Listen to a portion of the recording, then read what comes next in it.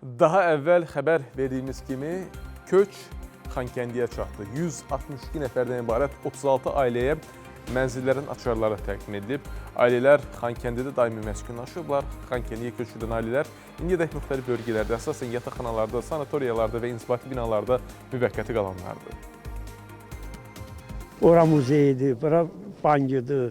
Yəni hamısının yanında duram, gəlmişəm, deyirəm da. Mən bu bulvarda o qədər günlərim olub. Deyirəm, ay ağaçlar, Xankəndinə qayıtmışam, qələbə bizimdir.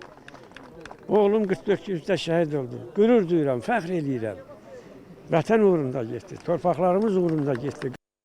Gözəl bir histir. Hamıya qismət olsun, gözəl bir histir.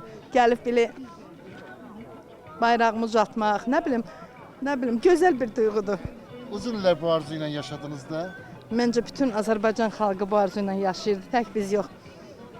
Bütün köçkün düşən, məcburi köçkün düşənlərin hamısına qismət olsun, gəlsinlər, bu gözəl duyğu yaşasınlar və fərəhlənsinlər.